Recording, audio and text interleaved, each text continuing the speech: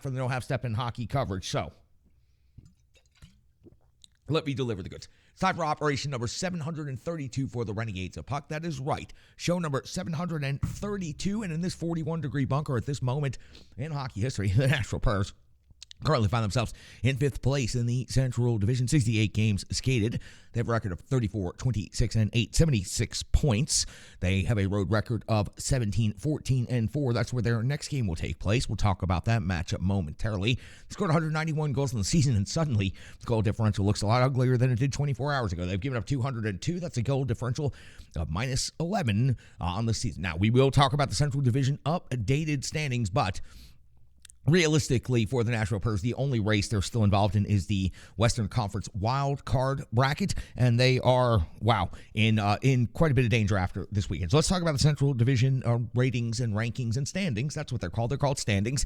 The Dallas Stars continue holding on to first place, and I'm going to start using the phrase holding on because while Dallas has had a decent lead at times over the course of the season, it is as close and as tight as it has been. The Dallas Stars in first place with 89. The Minnesota Wild right on their heels, 1 point behind at 88 points. They have skated in the same amount of games. The Colorado Avalanche have really turned their season around. 68 games skated is 2 less games than Dallas and Minnesota, and they are at 86 points, so 3 points behind first, 2 points behind second. It is a 3-team weave for first overall in the Central Division, and then there's a 2-team dance for a wild card spot, possibly the Winnipeg Jets in fourth in the Central at 81 points. They are 5 points clear of the Nashville Predators, but that caveat certainly still exists with the 3 games in hand by the Nashville Predators, 68 games skated versus 71 for Winnipeg. Those 6 points at hand, the Preds being 5 points behind. So the Preds are still realistically in the wild card race as long as it is the Winnipeg Jets holding the number 2 spot. Finishing up the Central Division, the St. Louis Blues,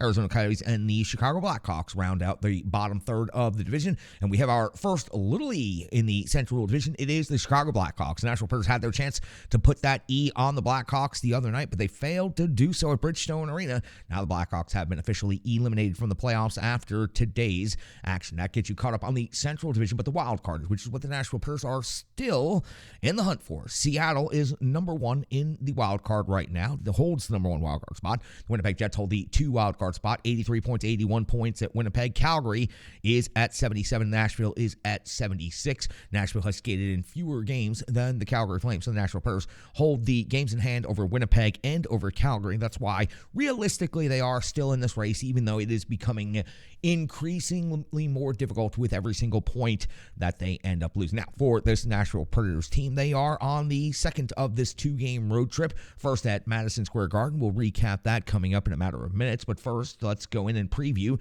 the game against the Buffalo Sabres that wraps up this road trip. After this road trip wraps up, it's a huge several days here in Middle Tennessee and Nashville for the Nashville Predators. Thursday, they welcome in the Seattle Kraken. Friday night, home base freak out to Music Row Tailgate Brewery. Hope to see each and every one of you out there. Saturday, Pecorine statue unveiling, and then the Seattle Kraken on the ice. And then Sunday, Toronto Maple Leafs here at Bridgestone Arena before the Preds go back out on the road to go into the buzzsaw in Boston and face off against the Bruins. Now, the Preds and the Sabres have played once already this season, so that means this second meeting will be the final meeting of the regular season between these two inter-conference matchup rivals. It was all the way back in January the 14th when these two teams met for the first time. The Nashville Predators fell on home ice to Buffalo 5-3.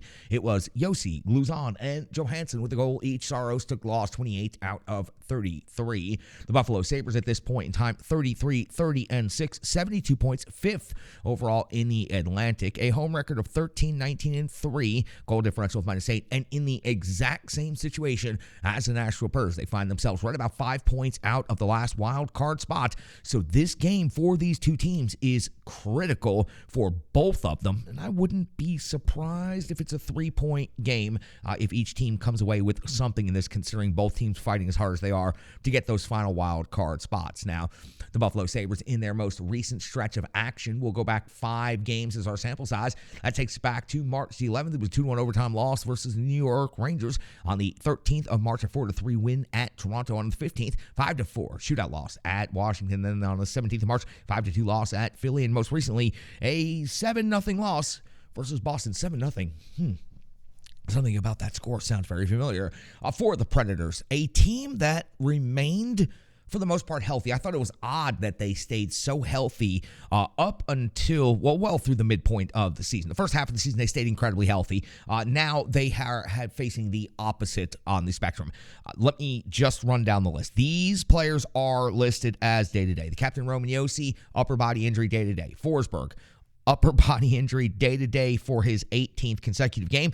McDonough still out day-to-day. Carrier is now listed as day-to-day. Parsonen is listed as day-to-day. And Johansson, of course, is out for the remainder of the regular season after having surgery just a couple of weeks ago. So for the Nashville Predators, that is a heavyweight list of names that is out injured. Now, anybody from Milwaukee can step up, but it is incredibly hard to fill the shoes of Roman Josi in any situation for this Nashville Predators team. Now, let's take a look inside the ranks in the matchup between the Preds and the Buffalo Sabres.